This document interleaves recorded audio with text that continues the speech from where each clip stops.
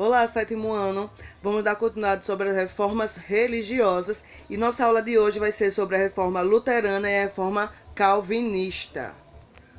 A gente viu na aula anterior os principais fatores que vai levar a essa reforma religiosa. E a gente também observou que a igreja ela tinha aí aliados à sua doutrina, que era o Sacro Império Romano Germânico, o SIRG. Eu vou chamar de SIRG durante a aula para facilitar. Esse Sacro Império Romano Germânico, ele era composto por Alemanha, Holanda, Bélgica, Áustria e entre outros pequenos países. Então, essa sociedade, essa organização, servia para esses países também adotarem o cristianismo, o catolicismo como principal religião. Então, também eles tinham que obedecer aí às ideias do Papa. Então, durante quase todo o século XVI, houve uma aliança entre a igreja e o SIRG, tá? Só que aí essa aliança ela vai sofrer por determinados abalos, que vai levar aí a insatisfação, principalmente do SIRG, em relação à igreja, tá? As principais motivos que vai levar aí ao afastamento deles da igreja católica vai ser o acúmulo de terra que era feito pela igreja, que a gente viu que durante a Idade Média ela vai enriquecer, vai acumular muito metal precioso e também muitas terras. O descontentamento da burguesia, que era a principal aí atacada pela igreja, né, porque ela censurava os lucros, censurava o empréstimo de dinheiro a juros, então ela impossibilitava o comércio da burguesia. E outra questão vai ser as revoltas camponesas dos explorados e empobrecidos, que estavam começando também a se revoltar com a igreja católica, pressionando aí os príncipes do Império Romano Germânico a se manifestarem também contra a igreja católica. Além também da pressão do Papa em fazer com que os príncipes, os padres dessa região, vendessem muitas indulgências. Isso estava deixando eles já saturados, já cansados dessa pressão do Papa em dar ordens e dizer o que é que eles tinham que fazer. E aí entra a figura de Martinho Lutero, tá? Martinho Lutero que ele vai passar aí por um processo de conversão e ele vai aí adotar o cristianismo e se tornar um monge. Então ele pertencia àquele clero regular que vivia nos mosteiros trancado. Então a noção que ele tinha de igreja católica era diferente daqueles clérigos que vivem no secular, ou seja, que vive no mundo, que tem contato com as coisas mundanas. Então, quando ele sai do mosteiro e vai visitar Roma, ele fica abismado com a luxuosidade, como que eles viviam de uma forma que não era característica de um clero viver. Então, isso vai abalar muito Lutero. Ele era doutor em teologia, tá? Ele vai estudar teologia aí quando ele entra no mosteiro e ele vai acumular decepções junto à Igreja Católica. As principais decepções que ele vai ter vai ser ele vai presenciar a vida luxuosa do clero, como eu acabei de citar, e ele vai ver o distanciamento da igreja com as práticas realmente cristãs, que era aquela ideia que a gente viu na aula passada sobre a venda das indulgências, que vai dar o perdão, o espaço no céu, ou seja, vai ser perdoado e ele vai diretamente para o céu se ele comprar as indulgências, a venda de relíquias sagradas que também vai garantir essa salvação. O Papa concedeu o perdão, o bispo concedeu o perdão através de alguém que pague por isso. Um exemplo, eu sou de uma família abastada, de uma família rica, e eu estou com minha consciência pesada, chego lá na igreja, faço uma determinada doação de X valor, então ali o Papa já concede a minha indulgência, ele já me perdoou. Então essas atitudes que a igreja católica estava fazendo, estavam incomodando demais Lutero. Então ele vê a igreja como um balcão de negócios, era o que estava acontecendo ali na igreja de Roma. O Papa concedia o perdão se alguém comprasse as indulgências, o Papa concedia perdão se comprasse relíquias sagradas. Então ele vai ficando aí indignado com essa situação que a igreja católica estava vivenciando e fazendo com que os seus fiéis também vivenciassem aquilo. Então, diante disso tudo que ele viu, ele vai propor uma reavaliação da doutrina cristã católica. E aí ele vai escrever 95 teses e vai pendurar, vai anexar lá na porta da igreja de Wittenberg, lá na Alemanha. Isso aí vai incomodar demais os padres e os bispos locais. A intenção dele não era romper com a igreja, acabar o seu vínculo com ela. Não, ele só queria que fossem revistas essas questões que estavam incomodando ele, tá? E aí, como a Europa estava vivendo aquele processo de fim da feudalização, início novamente do retorno às cidades, e aí ele vai começar a ter muitos adeptos, principalmente dos burgueses, que viam as ideias deles como favoráveis para o seu comércio, e principalmente da população pobre, que era a única que não conseguia comprar indulgência e logo não tinha o perdão para ir poder para o céu quando morresse. Olha só o que o livro de vocês vai citar sobre essa reação de Lutero à igreja. As críticas de Lutero foram recepcionadas de forma positiva e expandidas por terem sido elaboradas num momento histórico favorável, visto que os principais luteranos se aproximavam bastante das necessidades e dos questionamentos sustentados por vários segmentos sociais. A gente viu que teve pré-reformistas, só que as ideias deles não foram tão aderidas porque o momento, a situação que a Europa vivia não era adequada para essas reformulações. Já essa época aqui que Lutero era necessário haver essas alterações. O capitalismo estava aí batendo a porta, estava precisando ser expandido, e a Igreja Católica estava evitando que esse capitalismo avançasse e tomasse as proporções que tomou hoje na nossa contemporaneidade. E diante disso, o Sacro Império Romano Germano quis romper com a Igreja. Tá? Então ele vai começar a procurar alternativas para romper com a igreja, no sentido de que eles não querem mais o Papa dizendo o que eles têm que fazer, ditando que eles têm que vender relíquias sagradas. As missas deveriam começar a ser feitas na língua local para poder a população ter um pouquinho mais de acesso. Para eles, não só o padre era necessário para ser esse interlocutor entre Deus e o homem. O próprio homem era capaz de encontrar esse caminho de encontro a Deus. Então essas ideias de Lutero foi para a burguesia uma grande esperança, porque eles queriam uma doutrina que não interferisse nos seus negócios, e uma luz no fim do túnel para os pobres, que eles agora tiveram a noção que também eles tinham direito à salvação de suas almas sem precisar comprar as indulgências. Então, quais serão os princípios do luteranismo, tá? As ideias deles, ele criticava, ele falava coisas que a igreja não permitia ser falado ou negava que aquilo fosse exposto, tá? Então, as principais ideias que vão ser lançadas por Lutero. Somente a fé de Deus pode salvar as pessoas. Essa ideia contrariava a venda de indulgências pela Igreja Católica. A Bíblia deve ser considerada a única fonte real e confiável das interpretações das revelações divinas, e não é necessário ter intérpretes como bispos, papas ou padres.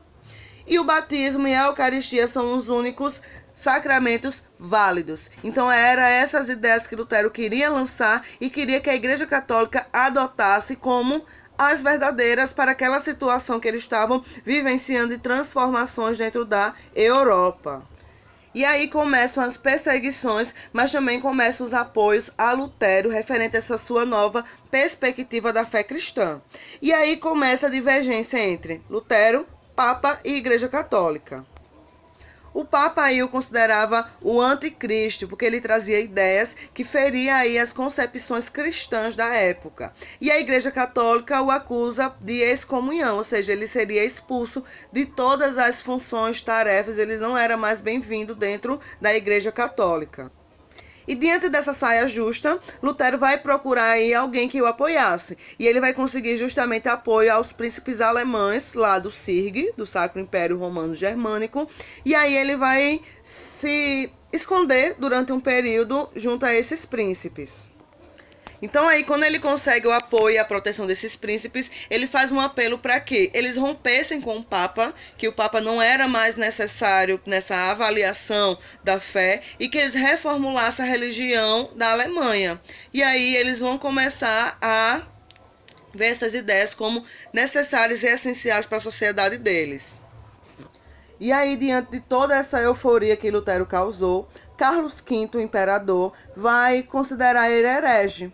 E através do Edito de Worms, ele vai expulsar de vez Lutero de tudo. Ou seja, Lutero não é mais bem-vindo nem na região ali.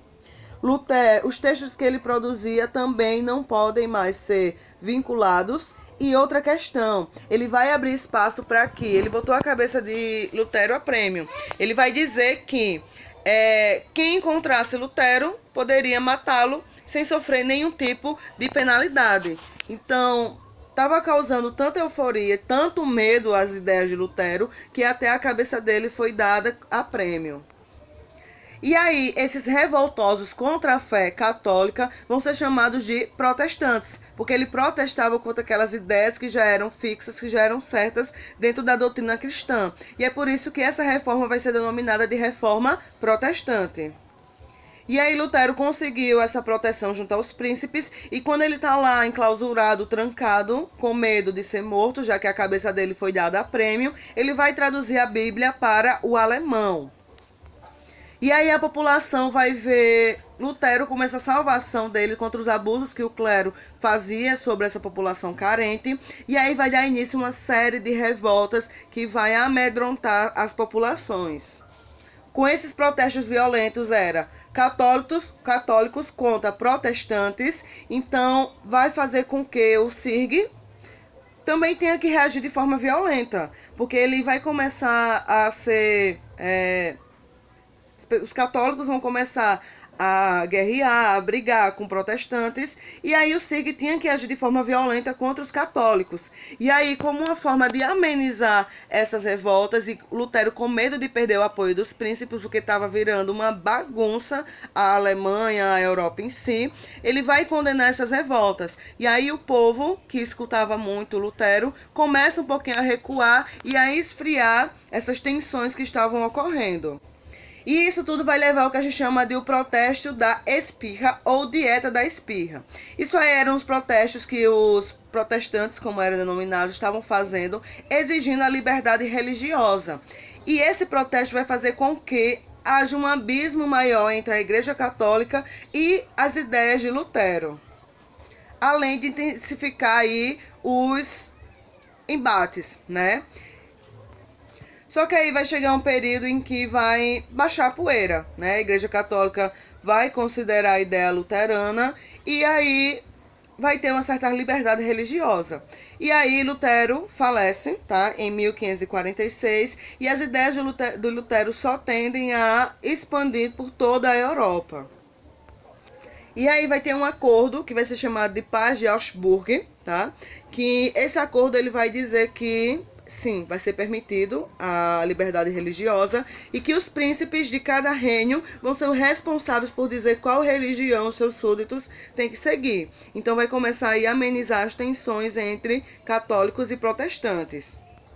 Então esses foram os principais aspectos da reforma luterana. Agora a gente vai dar uma olhadinha nos aspectos da reforma calvinista que aconteceu lá na Suíça. Como a gente observou, as ideias de Lutero propagaram por toda a Europa. E lá na Suíça, eles eram conhecidos por eles serem prósperos comerciantes, ou seja, eles dependiam que houvesse também uma reforma religiosa para que os seus lucros não fossem condenados pela igreja. Então, quando chegam os rumores dessa revolução, da redoutrinação da fé católica, eles também começam a querer uma doutrina que melhor se encaixasse ao método de vida deles. Então, eles vão ter na figura de Ulbricht Zwingli, o primeiro reformista na Suíça, tá? Ele era um ex-padre e ele vai trazer essas ideias de transformações. Só que aí vai acontecer uma guerra civil, também entre católicos e protestantes. E durante essa guerra civil, o próprio Zwingli, ele vai ser morto. Essa guerra civil tinha a intenção de promover o que eles chamavam de paz de Kepler, que era a ideia de também na Suíça haver essa liberdade religiosa, onde cada um pudesse ver qual era a doutrina que melhor se encaixasse ao método de vida deles. Então, quando Wycliffe morre, entra a figura de João Calvino, que é daí que vem a ideia de reforma calvinista. Ele vai ser o cara que vai levar à frente essas ideias e fazer uma transformação religiosa dentro da Suíça.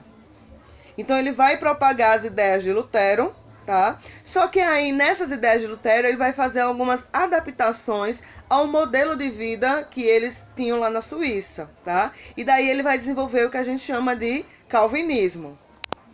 Então os princípios do calvinismo vai ser aquelas ideias que já eram expressas por Lutero.